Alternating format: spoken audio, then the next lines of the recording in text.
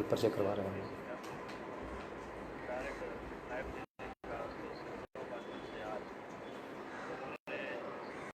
ठीक है।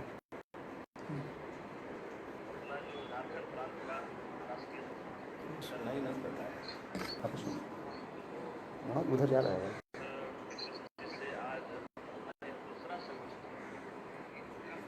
बोले इधर में सुनाई पड़ना चाहिए तो बढ़ा देंगे, हो जाएगा। बढ़ाइए। हम सभी ने पर्यावरण के ऊपर सुना है और आज यह दूसरा गोष्ठी है, आगे चल के हम लोग आयोजित करने वाले हैं। तो आज से आज हमारे बीच में अपने क्षेत्र के क्षेत्र प्रचारक माननीय श्री रामदत्त चक्रधर जी, आज उनका हम सभी को और एक मार्गदर्शन प्राप्त होने वाला है। विषय बड़ा गंभीर भी है और हम सभी लोगों के लिए बिल्कुल एकदम नया विषय है। हम अपने देश के बारे में जानते हैं कि देश गुजरा है, वर्षों हम परकीय शासन में रहे और उसके क्या दुष्परिणाम हुआ। उसके बाद भी भारत जो है खड़ा हो गया और महाशक्ति आज बनने की स्थिति में आज हम कह सकते हैं महाशक्ति आज बनने वाला है। गुलामी से महाशक्ति की ओर भारत। तो आज लोग इस विषय को पूरा सुनने वाले हैं।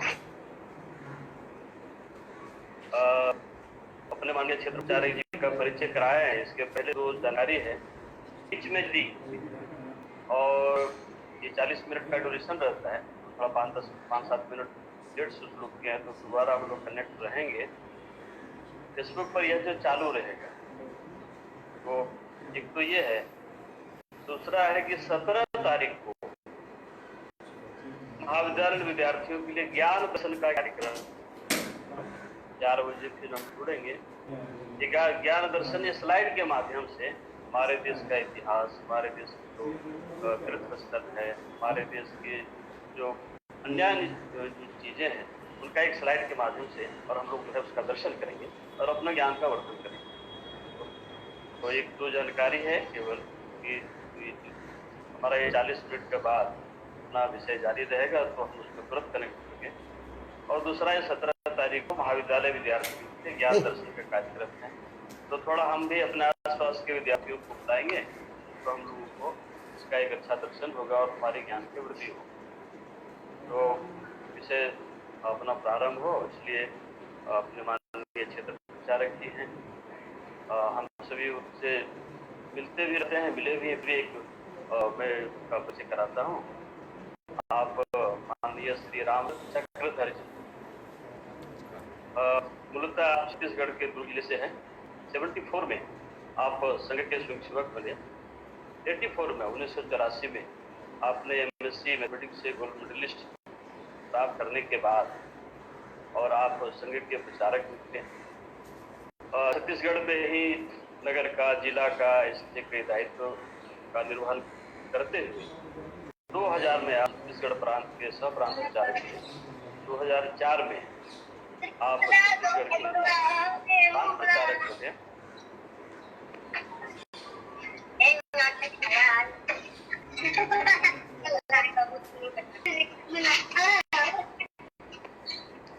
इसके जो तीनों काम मिला करके अपना क्षेत्र रहता है कि आप क्षेत्र प्रचारक 2012 में क्षेत्र प्रचारक और इस नाते आपने जिम्मेवारी का निर्वहन किया। 2015 से अपना जो बिहार क्षेत्र है उत्तर पूर्व क्षेत्र उनके आप 2015 से अपने माननीय क्षेत्र प्रचारक भी हैं। तो अब मैं सीधे माननीय अपने क्षेत्र प्रचारक हमारा रामदत्त से आग्रह है कि आज का जो विषय है हम सभी के बीच में और रखने की कृपा करें। माननीय श्री प्राप्त करें। सभी स्वयंसेवक बंधुओं को सादर नमस्कार। बंधुओं, आज सारी दुनिया एक वैश्विक महामारी के दौर से गुजर रहा है। ऐसे समय में हम सब स्वयं को स्वस्थ रखें तथा दूसरों को भी स्वस्थ बनाए रखने में सहायक बने। इसके लिए इस कोरोना नामक महामारी के संक्रमण से स्वयं को बचाना भी है और बंधुओं को भी संक्रमण से रक्षा करनी है। ऐसे हम सब लोग सरकार के जो गाइडलाइंस बने हुए हैं और आयुष मंत्रालय के द्वारा जो आयुर्वेदिक औषधियों के प्रयोग की बात कही जा रही है, उसका हम सब लोग बहुत दृढ़ता से पालन करें, इतना एक आग्रह आप सब लोगों को है। आज जो विषय हम सब लोगों के सम्मुख रखा गया है वो विषय बहुत महत्व का है। बंधु, हम सब जानते हैं कि अपना देश एक लंबे कालखंड तक परकीय सत्ता के अधीन रहा। ये बात भी सही है कि हमारे देश ने कभी गुलामी स्वीकार की नहीं। एक के बाद एक लगातार सतत संघर्ष चलता रहा और उस संघर्ष का परिणाम 1947 में देश को स्वाधीनता मिली, स्वतंत्रता मिली। कोई भी देश को आगे बढ़ना है तो जब तक स्वतंत्रता नहीं मिलेगी तब तक आगे प्रगति के रास्ते भी नहीं खुल सकते हैं। कहा गया है पराधीन सपने हो सुख नहीं। पराधीनता है तो उसमें सपने में भी सुख नहीं है। इसलिए किसी भी देश को आगे बढ़ना है तो सबसे पहली आवश्यकता है उसको स्वतंत्र होना है। इसलिए अपने देश में कई प्रकार के प्रयत्न चले। उस प्रयत्न की एक लंबी मालिका है। लोकमान्य बाल गंगाधर तिलक ने इसीलिए कहा कि स्वराज्य मेरा जन्मसिद्ध अधिकार है, हम इसको लेकर के ही रहेंगे। परम पूज्य डॉक्टर केशव बलिराम हेडगेवार ने जब राष्ट्रीय स्वयंसेवक संघ शुरू किया तो उस समय जो प्रतिज्ञा होती थी उसमें प्रतिज्ञा में प्रत्येक स्वयं सेवक को देश की स्वतंत्रता के लिए प्रतिज्ञा लेनी पड़ती थी कि मैं अपने देश की स्वतंत्रता के लिए राष्ट्रीय स्वयंसेवक संघ का घटक बना हूं। मदन लाल धींगरा को जब फांसी पर चढ़ाया जा रहा था तो उन्होंने कहा कि हे माँ, मेरे पास देने के लिए कुछ भी नहीं है, रक्त है, हड्डी है, मांस है, और इसको मैं तब तक देता रहूंगा जब तक भारत माता के मुक्ति का काल नहीं आ जाता, जब तक कि भारत माता बेड़ियों से मुक्त नहीं हो जाती। खुदीराम बोस को भी जब फांसी पर चढ़ाया जा रहा था सबसे कम आयु की, तो वो कह रहे थे कि मैं फिर से दोबारा भारत में जन्म लूंगा। लोगों ने पूछा कि कैसे पहचाने जाएंगे, आप वही हैं? तो खुदीराम बोस ने कहा था, मेरे गले रस्सी निशान होंगे तो समझ जाना है कि खुदीराम बोस है। किसी भी देश को आगे बढ़ना है, विकास करना है, तो सबसे पहले ये गुलामी समाप्त होनी चाहिए। इसलिए अपने देश के महापुरुषों ने इस देश की गुलामी और उस कालखंड में जो दुरावस्था थी उससे उबरने के लिए पहले गुलामी समाप्त करने के लिए सब प्रकार से प्रयत्न किए। उस समय देश की क्या स्थिति थी? लोग कहते थे मुझे गधा कह लो किंतु हिंदू मत कहो। लोग इस देश के समाज को कहते थे हिंदू इसे डाइंग रेस, हिंदू तो मृत प्राय है। हिंदू कभी स्वाभिमान के साथ खड़ा नहीं हो सकता। लोग यहाँ तक कहते थे भारत तो सपेरों का देश है, यहाँ कोई वांग्मय नहीं, यहाँ के जितने भी वांग्मय हैं इसको एक अलमारी में बंद करके रखा जा सकता है। यहाँ के वेद आदि सब श्रेष्ठ जो ग्रंथ है वांग्मय उसको कहा जाता था ये गडरियों के द्वारा गाए गए गीत हैं। ऐसे अनेक प्रकार के अपने देश के बारे में लांछित करने वाले, अपमानित करने वाले शब्दों का प्रयोग विदेशियों के द्वारा या जो इस देश को गुलाम बनाकर रखना चाहते हैं उनके द्वारा किया जाता था। ऐसे सब प्रकार की परिस्थिति में से अपना देश 1947 15 अगस्त को स्वतंत्र हुआ। बंधुओं, जब स्वतंत्र हुआ तो अपने देश के सेना अधिकारी इस देश के पंत प्रधान पंडित जवाहरलाल नेहरू के पास गए कि भाई हमारा देश स्वतंत्र हो गया है, अब सैनिकों के लिए इस प्रकार की आवश्यकता है। तो पंडित जवाहरलाल नेहरू का उत्तर था, जब हम किसी दुनिया के अन्य देशों पर आक्रमण करने ही वाले नहीं हैं तो फिर हमको सेना की आवश्यकता क्या है। इसलिए जितने भी आयुध निर्माण के कारखाने थे, उसमें बारूद आदि निर्माण का काम बंद करके वहां कॉफी पात्रों का निर्माण शुरू किया गया। और पंडित जवाहरलाल नेहरू ने कहा कि छोटी मोटी समस्या होगी, कोई कठिनाई होगी तो हम पुलिस के द्वारा उसका समाधान कर लेंगे, सेना की आवश्यकता नहीं है। इस प्रकार की परिस्थिति में से देश आगे बढ़ा। सब जगह अपमान, तिरस्कार, इस प्रकार से ऐसे अपमानित शब्दों का प्रयोग भारत के बारे में उस समय प्रचलित था। इस परिस्थिति में से देश बढ़ा। बंधुओं, किसी भी देश को यदि विश्व शक्ति बनना है अथवा महाशक्ति बनना है, कुछ बातें आवश्यक हुआ करती है। एक तो पहली बात है कि उसका स्वतंत्र सैन्य संचालन की क्षमता उस देश के अंदर होनी चाहिए। दूसरी बात है, विश्व शक्ति बनना है तो एक बड़ा युद्ध स्वयं के बल पर उन्होंने जीतना चाहिए। तीसरी बात है, आर्थिक शक्ति के तौर पर मजबूती से खड़ा होना चाहिए। और चौथी बात है, तकनीकी दृष्टि से भी वह शक्तिशाली होना चाहिए, अनेक प्रकार के तकनीकी बातों का जानकार होना चाहिए। और मैं कहता हूं एक पांचवी बात भी है, यदि उस देश में युवा शक्ति है तो उस देश को महाशक्ति बनने से, चार बातें हैं और साथ में युवा शक्ति जुड़ गई तो उस देश को महाशक्ति बनने से कोई रोक नहीं सकता। आइए हम सब एक एक बिंदुओं का विचार करेंगे। स्वतंत्रता के पश्चात सैन्य शक्ति के बारे में भारत कैसा था और धीरे धीरे किस प्रकार की अवस्था को प्राप्त हुआ। बंधुओं, हम सब जानते हैं कि अपने देश में अपने सेना के लिए बुलेट प्रूफ जैकेट भी उपलब्ध नहीं हुआ करता था। बुलेट प्रूफ जैकेट के लिए हमको दूसरे देशों पर निर्भर रहना पड़ता था। आज भारत के स्थिति, भारत के बारे में कह सकते हैं कि भारत स्वयं बुलेट प्रूफ जैकेट का निर्माण करने वाला देश बन गया है। केवल अपने देश के लिए ही पर्याप्त नहीं करता तो दुनिया के देशों में भी निर्यात करने लायक उसकी स्थिति हो गई।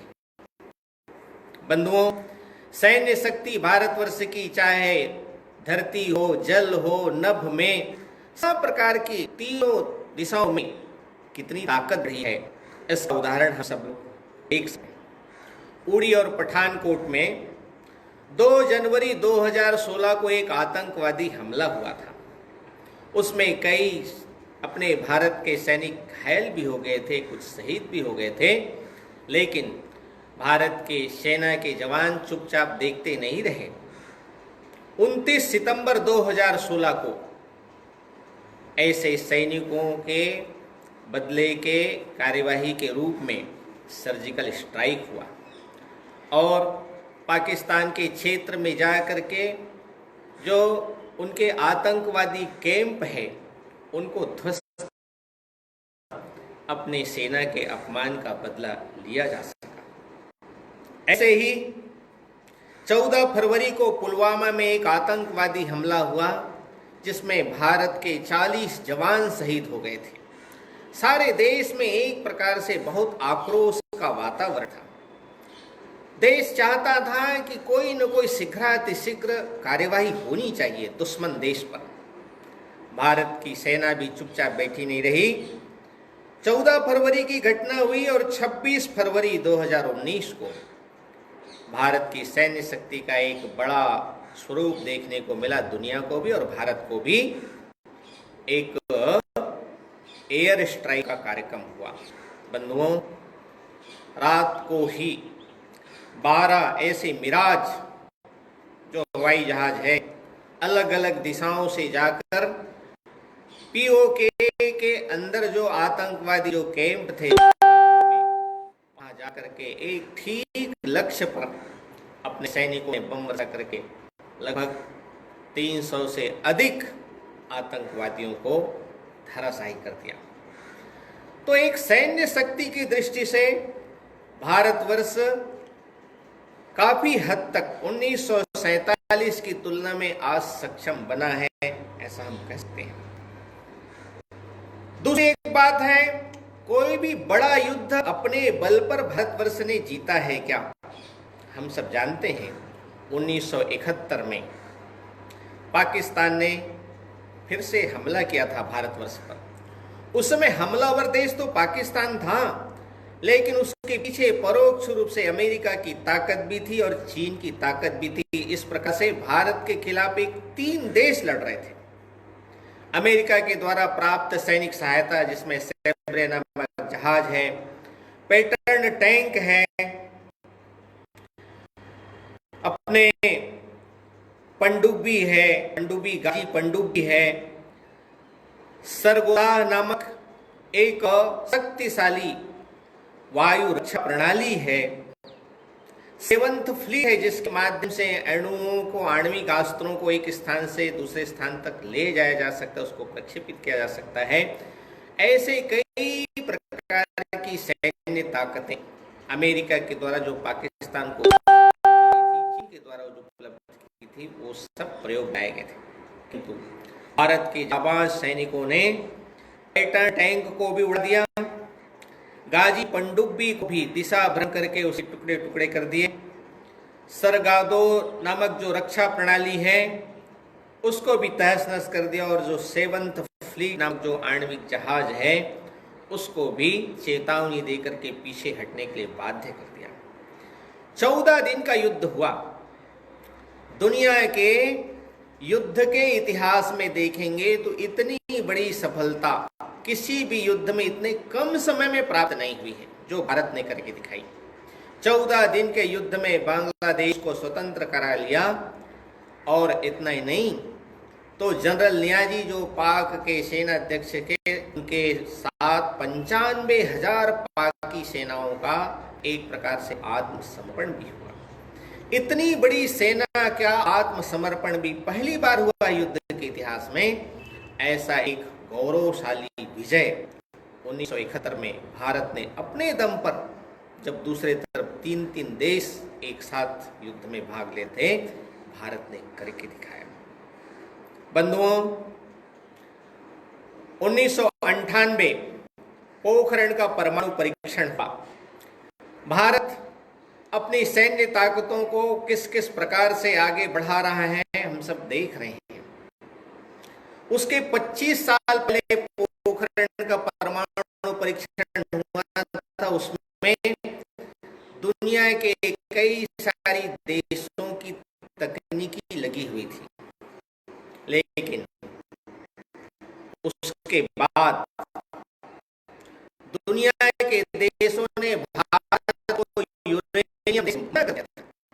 भारत को कोई भी दुनिया यूरेनियम नहीं देगा, क्योंकि इससे भारत देश बन जाएगा। भारत हाथ पर हाथ धरे बैठा नहीं। दुनिया के देश यूरेनियम है तो क्या हम परमाणु संपन्न बनेंगे? भारत के वैज्ञानिकों ने अनुसंधान शुरू किया, और यूरेनियम का विकल्प क्या हो सकता है? तो अनुसंधान में से उन लोगों ने खोज करके निकाला कि समुद्र की जो रेत है उसमें थोरियम नामक तत्व होता है, और थोरियम से प्लूटोनियम बनाया जा सकता है। थोरियम से प्लूटोनियम बनाने की पद्धति भी दुनिया में कहीं नहीं थी, इसलिए अनुसंधानकर्ताओं ने समुद्र के रेत से थोरियम से प्लूटोनियम कैसे प्राप्त किया जा सकता है, और उस समय 1998 में 11 मई और 13 मई को जो पोखरण का परमाणु परीक्षण हुआ, उससे सारी दुनिया स्तब्ध गई।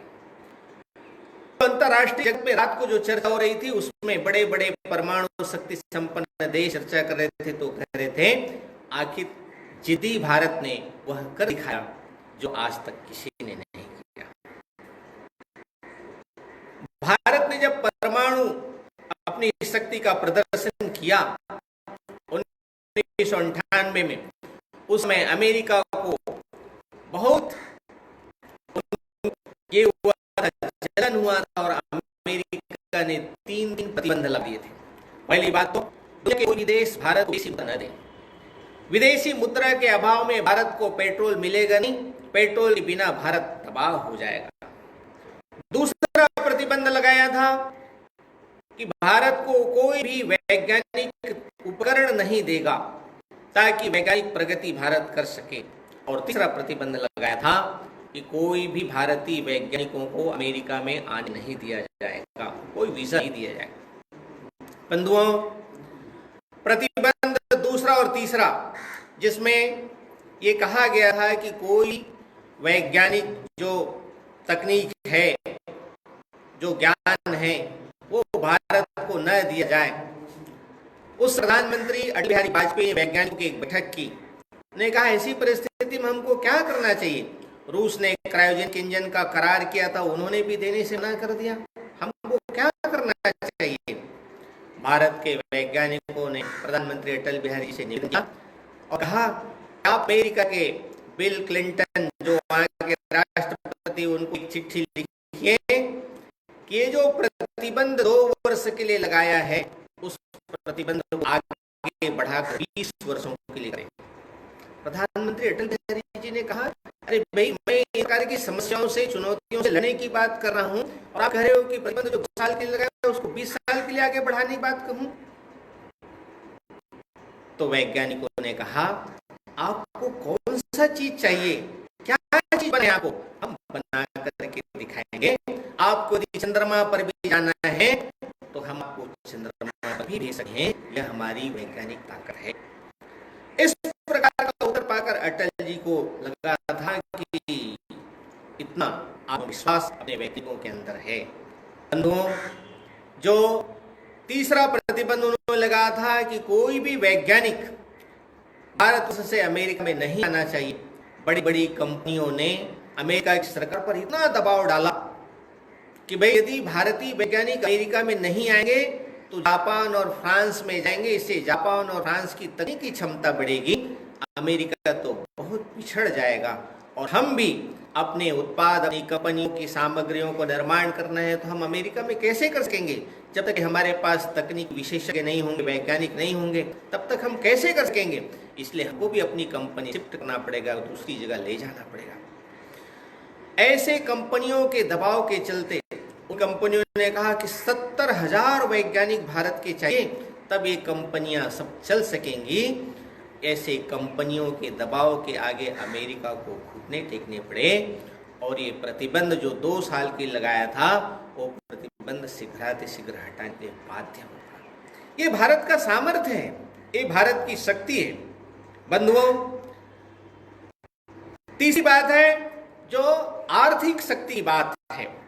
आर्थिक शक्ति, भारत जब 1998 में परमाणु परीक्षण किया था तो अमेरिका ने आर्थिक दृष्टि से भी प्रतिबंध लगा दिया था कि दुनिया के कोई भी देश विदेशी मुद्रा न दें।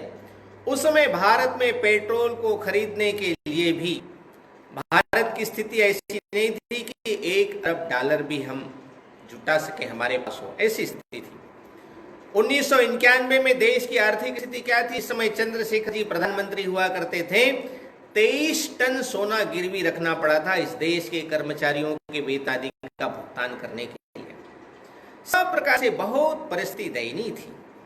बाद में धीरे धीरे ठीक हुई, किंतु उतनी भी अच्छी नहीं हुई थी। 1998 में अमेरिका ने जब आर्थिक प्रतिबंध लगाया तो $1 अरब भी नहीं था। भारत की उस समय की सरकार अटल बिहारी वाजपेयी जी ने एक रिसर्जेंट ब्रांड करके एक योजना लागू की, जिसमें प्रवासी भारतीय है उनको आग्रह किया गया, उनको आह्वान किया गया कि आप हमारे भारत को सहायता करिए। ऐसे प्रवासी भारतीय ने 1 महीने के अंदर ही $4 अरब, 1 महीने के अंदर ही। ऐसे हमको $1 अरब की आवश्यकता थी, $4 अरब विदेशी मुद्रा हमको 1 महीने के अंदर ही प्राप्त हुआ और आगामी 5 वर्षों में $120 बिलियन अर्थात $120 अरब विदेशी मुद्रा भारतवर्ष में जमा हो सका। हम सबको ये जानकर आश्चर्य होगा कि उसमें से $30 अरब विदेशी मुद्रा हमने गरीब देशों की सहायता के लिए भारतवर्ष में खर्च किया, गरीब देशों की सहायता के लिए उसको लगाया। और $50 बिलियन जो विदेशी मुद्रा था उसको अमेरिका के ही बैंक में रख दिया गया ताकि उसमें से ब्याज मिल सके। जब अमेरिका के अंदर ब्याज की दरें कम हो गई तो हमारे देश के आर्थिक विशेषज्ञों ने कहा कि भाई अभी अमेरिका में ब्याज की दर कम हो गई तो अमेरिका के बैंक से उसको दूसरे देश में ट्रांसफर कर देना चाहिए। उसमें यूरो डॉलर्स जो है वो अधिक ताकतवर था तो उसको दूसरा लगाना चाहिए, दूसरे देश में करना चाहिए। तो अमेरिका के जो वहाँ के बैंक के सबसे बड़े अधिकारी हैं उन्होंने गिड़गिड़ाना शुरू किया कि ये $50 बिलियन राशि यदि आप ले जाएंगे तो अमेरिका की आर्थिक स्थिति बहुत जर्जर हो जाएगी, कृपा करके ये राशि यहीं जमा रहने दीजिए। ऐसे 5 वर्ष में $120 बिलियन राशि भारत के अंदर विदेशी मुद्रा के तौर पर जमा हुआ। और आज क्या स्थिति है? अभी अभी 22 फरवरी के एक रिपोर्ट आया था, उसमें भारत $476 बिलियन विदेशी मुद्रा इस समय देश के अंदर है। आर्थिक शक्ति की दृष्टि से भी भारतवर्ष अभी सब प्रकार से सक्षम देश के तौर पर आगे बढ़ा हुआ है। बंधुओं, तकनीकी दृष्टि से विचार करेंगे तो भारतवर्ष में कई प्रकार से तकनीकी के क्षेत्र में दिनों दिन आगे बढ़ रहा है भारत। हम सबको मालूम ही है, मंगलयान अपने देश के अंदर जो छोड़ा गया था 24 सितंबर 2016 को चंद्रमा की कक्षा में स्थापित हुआ, मंगल ग्रह की कक्षा में स्थापित हुआ। उस मंगलयान को भेजने में भारतवर्ष का 450 करोड़ रुपए ही खर्च हुआ। इसी मंगलयान को भेजने के लिए दुनिया के देश इससे 4 गुना, 5 गुना, 10 गुना खर्चा करना पड़ा। अमेरिका को तो इससे 10 गुना अधिक खर्चा करना पड़ा, तब जाकर के मंगलयान सफल हुआ था। एशिया महाद्वीप में मंगलयान भेजने वाला भारत ये पहला देश है। और हम सब के लिए गौरव का क्षण था वह 24 सितंबर 2016, पहली बार में ही मंगलयान अपनी कक्षा में स्थापित हो सका है। यह विश्व के किसी भी देश ने नहीं किया, केवल और केवल भारतवर्ष ने किया। तो मंगलयान पहले बार में ही सफलता को प्राप्त किया। ऐसा सफलता प्राप्त करने वाला देश भी दुनिया में भारत बन गया। ये 24 सितंबर को हम सब इससे गौरवान्वित हुए। बंधुओं, 15 फरवरी 2017 को एक ही लॉन्च पैड से, एक ही स्थान से, श्रीहरिकोटा से 104 उपग्रह एक साथ छोड़े गए। सन 2014 में रूस ने एक ही साथ 37 उपग्रहों को छोड़ करके विश्व रिकॉर्ड बनाया था। विश्व में एक साथ 37 उपग्रह छोड़ करके रूस पहले नंबर पर था 2014 तक। लेकिन भारतवर्ष ने 15 फरवरी 2017 को एक ही लॉन्च पैड से 104 उपग्रह छोड़ करके विश्व रिकॉर्ड बना दिया। दुनिया में यह भी भारत इस दृष्टि से पहले नंबर का देश बन गया। कार्टोसैट 3 एक उपग्रह भारत ने भेजा। भारत के वैज्ञानिकों ने 27 नवंबर 2019 को। यह भी दुनिया में अनोखा, जो पृथ्वी का जो ऑर्बिट है उसमें 300 मीटर से 300 किलोमीटर से अधिक ऊंचाई पर, 300 किलोमीटर से अधिक ऊंचाई पर ऐसा शक्तिशाली कैमरा वाला एक उपग्रह भारतवर्ष ने छोड़ा था, जिसका नाम कार्टोसैट 3। उसमें जो कैमरे लगे थे वो कैमरे दुनिया में शक्तिशाली कैमरा नहीं जो उस उपग्रह के अंदर लगा था। पृथ्वी के अंदर एक 5 फीट की ऊंचाई पर भी कोई घड़ी पहना हुआ है तो उस घड़ी का समय भी उस कैमरे के द्वारा बताया जा सकता था, देखा जा सकता था, उसको फोटो लिया जा सकता था। इस प्रकार का शक्तिशाली कैमरा उस उपग्रह में सेट किया हुआ था। इसके कारण ऐसे आतंकवादी गतिविधि जो पृथ्वी में चल रही है या कहीं भी देश के अन्य स्थानों पर चल रही, उन सब की वस्तु स्थिति के बारे में, वास्तविक स्थिति के बारे में जानकारी भारतवर्ष को सैन्य दृष्टि से भी प्राप्त करने की स्थिति निर्मित हुई।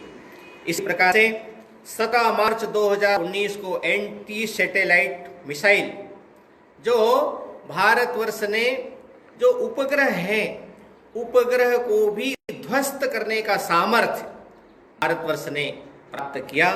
यह भी भारतवर्ष में दुनिया के जो 4 देश अभी तक के इस क्षेत्र में थे, 3 देश थे, अमेरिका, रूस और चीन। भारत उसमें एक चौथे नंबर पर जुड़ गया। ऐसे एंटी सैटेलाइट मिसाइल का प्रयोग भारतवर्ष ने करके सफलता प्राप्त की। सुपर कंप्यूटर दुनिया के देशों ने देने से मना कर दिया था। 450 करोड़ रुपए दुनिया के अमेरिका जैसे देश उसको खर्च करके लागत लगा करके बनाते थे, लेकिन भारतवर्ष ने 22.5 करोड़ में ही सुपर कंप्यूटर बना करके दिखा दिया। 2006 में क्रायोजेनिक इंजन रूस से सौदा हुआ था, लेकिन रूस ने देने से मना कर दिया।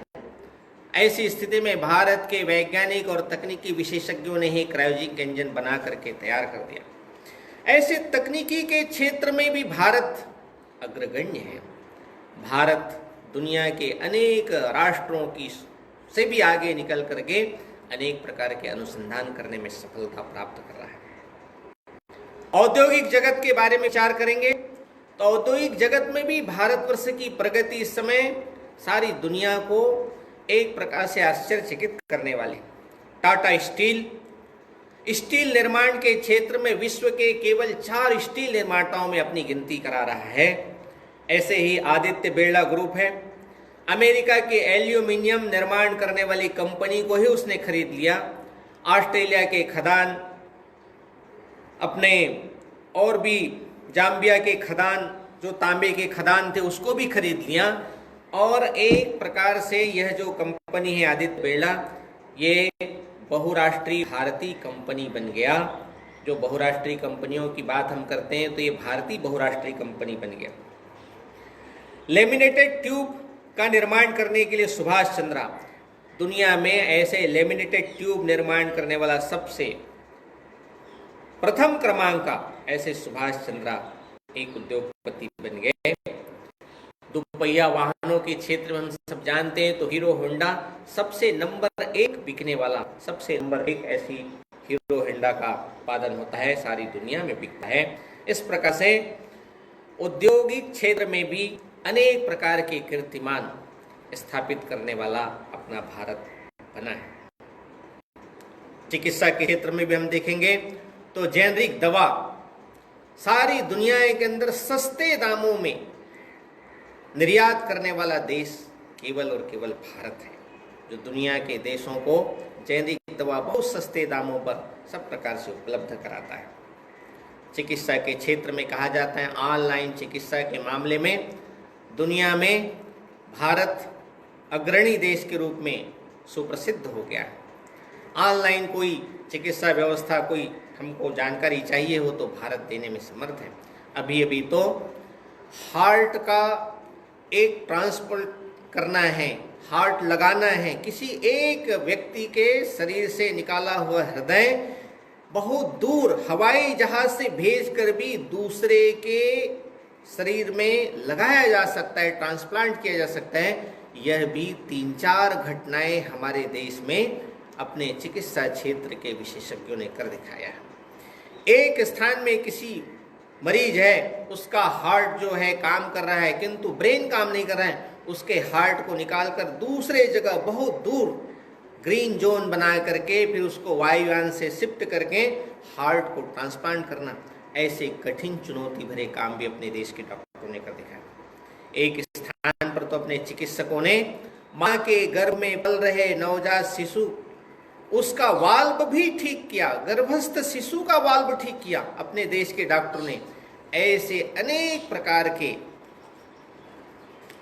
सफलतापूर्वक अपने देश के चिकित्सा क्षेत्रों में भी चिकित्सक प्रगति कर रहे हैं। बंधुओं, एक समय था जब कहा जाता था अमेरिका के द्वारा कि देश भूखों मर जाएगा, 30 करोड़ लोग हैं, खाद्यान्न की आपूर्ति नहीं होगी, इसकी चिंता करने की कोई आवश्यकता नहीं।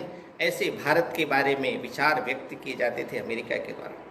1965 में जब पाकिस्तान ने हमला किया उस समय अमेरिका ने खाद्यान्न देने में आनाकानी की, तो कई प्रकार से सड़े गले अनाज भारत को मिल रहा था। उस समय के प्रधानमंत्री लाल बहादुर शास्त्री ने कहा कि हमारा देश जो है वो एक समय सप्ताह में उपवास करेगा, किंतु ऐसे सड़े गले अनाज को हम प्राप्त नहीं करेंगे। उस समय देश की खाद्यान्न की स्थिति बहुत विचारणीय थी। उस अवस्था में से भारत खाद्यान्न के क्षेत्र में कितना आगे बढ़ा है, आज हम कह सकते हैं कि चावल और दूध के मामले में भारत दुनिया का नंबर 1 उत्पादक देश बन गया है। 26 करोड़ टन चावल का उत्पादन भारतवर्ष में होता है। भारतवर्ष की आबादी को तो पूरा होता ही है। 8 करोड़ टन चावल हम दूसरे गरीब देशों को भी देने के लिए और अपने देश के भी गरीब लोगों को बांटने के लिए उसका उपयोग हो सकता है। ऐसे खाद्यान्न के मामले में हम आत्मनिर्भर हुए हैं। स्वामीनाथन अपने देश के बड़े कृषि वैज्ञानिक, उनके प्रयत्नों से देश खाद्यान्न के मामले में आत्मनिर्भर हुआ है। सब्जी और गेहूं के मामले में भारत दुनिया में दूसरे नंबर का उत्पादक देश बना है। बंधुओं, हर एक क्षेत्र में, कृषि के क्षेत्र में भी भारत अनेक प्रकार से नए नए प्रयोग कर रहा है। इन सब के चलते भारत ने अपनी जो वैश्विक भूमिका है वसुधैव कुटुंबकम की, वो कभी छोड़ी नहीं है। उस समय 2005 में तूफान आ गया था अमेरिका के फ्लोरिडा में। तूफान से सब प्रकार से तबाही हो चुकी थी। ऐसे समय भारत ने अपने जहाज खाद्यान्नों से भरकर और अत्यावश्यक सामान भेज करके फ्लोरिडा की सहायता की थी।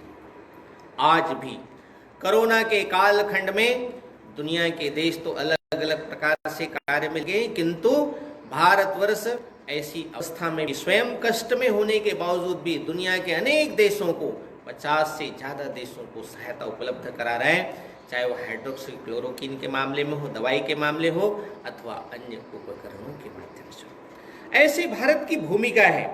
बंधुओं, एक समय चर्चिल कहता था, जब भारत स्वाधीन नहीं था तो चर्चिल के वाक्य थे, most indiscipline society of the world. Churchill का कहना था कि भारत को हम लोग स्वतंत्र कराने की दिशा में कदम आगे बढ़ा रहे हैं, किंतु वहाँ जो लॉलेसनेस की स्थिति, कानून व्यवस्था की स्थिति है, क्या हम उसके गुनाहगार नहीं बनेंगे? भारतवर्ष के लोगों की स्थिति इस प्रकार की है, अनुशासनहीन ऐसा समाज है, उसको स्वाधीनता देने हम जा रहे हैं, तो वहाँ यदि कुछ गड़बड़ी होगी तो उसके क्या जिम्मेदार हम नहीं बनेंगे? ऐसे देश की उस समय स्थिति, जिसके बारे में चर्चिल कहा करते थे most indiscipline society of the world, उस देश के अंदर आज क्या स्थिति है? अपने देश के प्रधानमंत्री कहते हैं जनता कर्फ्यू लगाना है, अपने को स्वयं को अपने अनुशासन में रहना है, कोई कहेगा नहीं, कोई बोलेगा नहीं, कोई दुकान बंद कराने नहीं आएगा।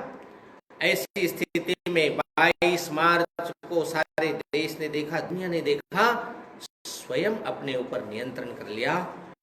ऐसा भारतवर्ष का समाज स्वयं अनुशासन पालन करने के बारे में भी दुनिया को दिखा दिया।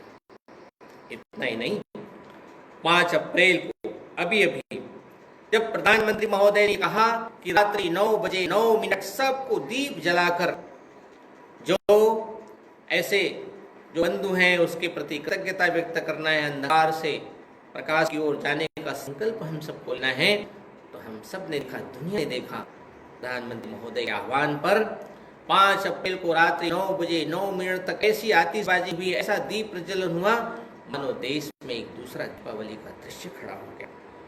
अनुशासन के मामले में भी भारतवर्ष के आज के दृश्य को देखने के बाद जो ब्रिटेन का चर्चिल कहता था कि अनुशासनहीन देश है, उसी देश के बड़े बड़े नेता आकर कहते हैं कि भारत बड़ा गजब का देश है।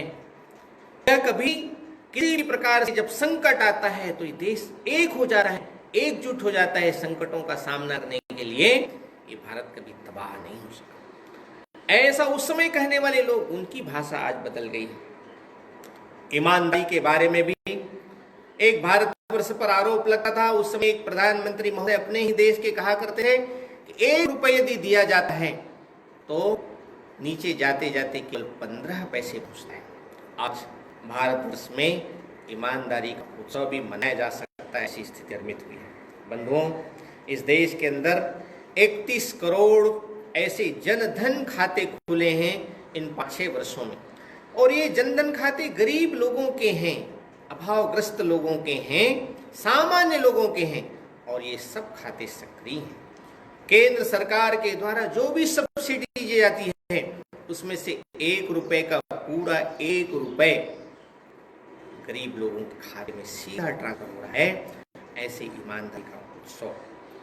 बंधुओं, उज्ज्वला योजना के तहत केंद्र सरकार ने गरीब माताओं बहनों को गैस चूल्हा देने की बात कही।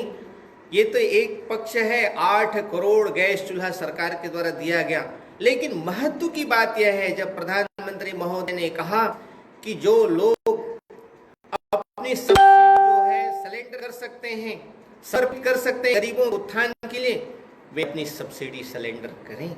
जो सक्षम लोग हैं, ऐसे प्रधानमंत्री महोदय के आह्वान पर 1 करोड़ से अधिक लोगों ने भारतवर्ष में गैस की सब्सिडी जो है उसको सिलेंडर कर दिया, समर्पित कर दिया, जिससे अन्य गरीब लोगों को लाभ मिल सके।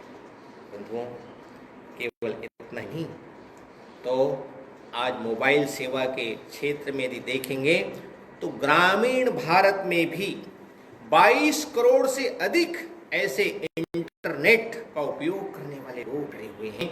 शहरी भारत में 20 करोड़ ऐसे इंटरनेट उपभोक्ता हैं, तो ग्रामीण भारत में उससे ज़्यादा है।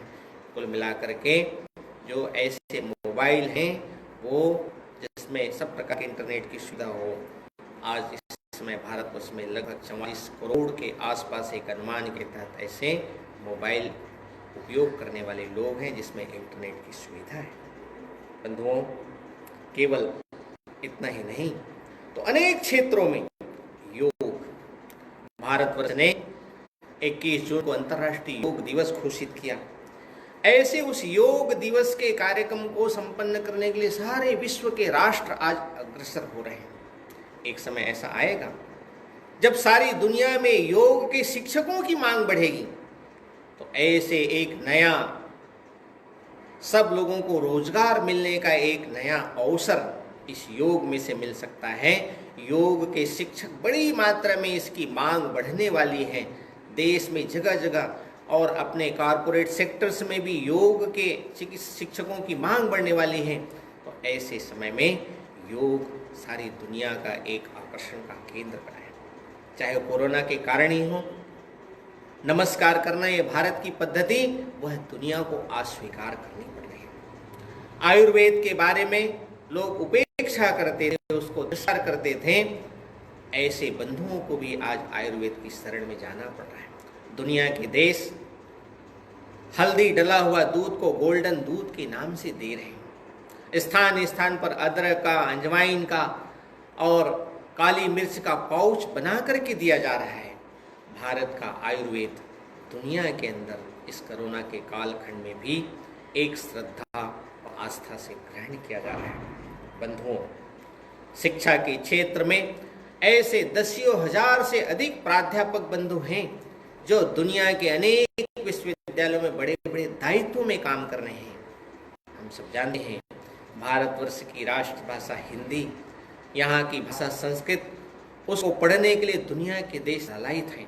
दुनिया के अनेक विश्वविद्यालय ऐसे हैं जो हिंदी भाषा का ज्ञान प्राप्त कराने के लिए अनेक प्रकार के पाठ्यक्रम शुरू किए हैं। संस्कृत भाषा की जानकारी के लिए अनेक प्रकार के पाठ्यक्रम शुरू किए हैं। इस देश के प्रधानमंत्री महोदय जहाँ भी जाते हैं हिंदी का प्रयोग करते हैं, उसके कारण भी हिंदी के प्रति आकर्षण बढ़ा है। भारतवर्ष इतना बड़ा संख्या वाला देश है, इसलिए दुनिया के लोगों को लगता है कि यहाँ व्यवसाय अच्छी तरह से किया जा सकता है, इसलिए भी हिंदी सीखना।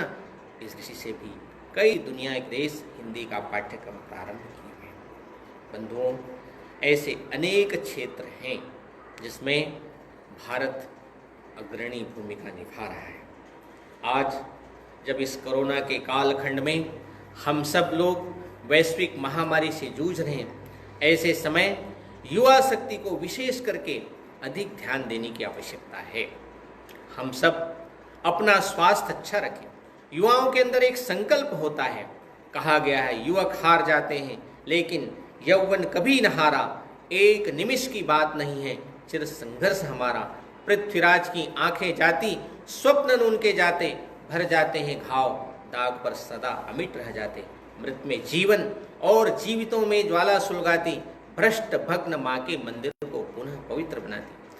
जो भारत माता के भ्रष्ट भग्न मंदिर को भी और अधिक उज्जवल बना दे और अधिक श्रेष्ठ बना दे, उसके शिखर को और अधिक ऊंचा कर दे, ऐसा संकल्पवान तरुण भारतवर्ष के अंदर आज विद्यमान है। बंधुओं, दुनिया में सबसे अधिक युवा कहाँ रहते हैं इस समय? केवल और केवल भारतवर्ष में है। 65% युवा भारतवर्ष के अंदर हैं। यदि ये 65% युवा शक्ति संकल्पबद्ध होकर यदि स्किलफुल हो जाते हैं, सब लोग कहीं न कहीं किसी न किसी प्रकार तकनीक के जानकार हो जाते हैं, तो अपने अपने क्षेत्रों में कई छोटे छोटे काम करके उसको वैश्विक स्तर पर ले जा सकते हैं। कल माननीय प्रधानमंत्री महोदय ने कहा आत्मनिर्भर भारत बनाने की दिशा में हमको अग्रसर होना है, और आत्मनिर्भर बनना है तो लोकल चीज उसको वोकल बनाना पड़ेगा। गांव के अंदर जो कृषि उत्पाद की चीजें हैं उसका वैल्यू एडिशन कैसे कर सकते हैं, क्या क्या चीज हम गांव के अंदर बना सकते हैं, ऐसे कुछ विषयों की सूची बना करके उसको गांव में उत्पादित करने के बारे में सोचना पड़ेगा। कई लोगों को अलग अलग इनोवेटिव प्रयोग, नवीन प्रयोग करने पड़ेंगे। मैं समझता हूँ युवा यह रिस्क ले सकता है, लेता है। हम अपने को ही पहचाने, आत्मशक्ति का निश्चय ठाने, पड़ी हुई जूठी शिकार को सिंह नहीं जाते हैं खाने। अब विदेशियों की तरफ देखने की बहुत आवश्यकता नहीं है, हम सबको स्वावलंबी भारत की ओर आगे बढ़ना है। सिंह नहीं जाते हैं जाने, हम अपने को ही पहचाने, आत्मशक्ति का निश्चय ठाने, पड़ी हुई जूठी शिकार को सिंह नहीं जाते हैं। एक हाथ में प्रलय, दूसरे में सृजन लिए चलते हैं, आंखों में वैभव के सपने, पग में तूफानों की गति हो, राष्ट्र भक्ति का ज्वार न रुकता। आए जिस जिसकी हिम्मत हो, इस राष्ट्र भक्ति के ज्वार को जगाने की जरूरत है। इस देश के अनेक नागरिकों के अंदर, सब नागरिकों के अंदर यदि मातृभक्ति का भाव, राष्ट्र भक्ति का भाव यदि जागृत हो गया, तो इस देश के अंदर एक समाज के मन में भी संवेदना का भाव जागृत होकर के सब एक दूसरे का परस्पर सहयोगी बन करके एक भारत को शक्तिशाली भारत बनाने की दिशा में अग्रसर हो सकते हैं। कदम बढ़ चुका है, सारी दुनिया के अंदर भारत माता की जय जयकार हो रही है। आज कोरोना के कालखंड में भी सारी दुनिया के देश भारत का लोहा मान रहे हैं। ऐसे अवसर को हम एक और स्वर्णिम अवसर में बदलने में अग्रसर हों। आप सब लोग इस कार्यक्रम में आए, ऐसे सब बंधुओं के श्री चरणों में प्रणाम करते हुए मैं अपनी वाणी को विराम देता हूँ। हम सब फिर से पुनः आप सबको निवेदन करते हुए स्वयं स्वस्थ रहें, औरों को भी स्वस्थ रखने में सहायक बने। आसपास के बंधु गरीब हैं, अभावग्रस्त हैं, जो बाहर से श्रमिक आ रहे हैं, उनकी सहायता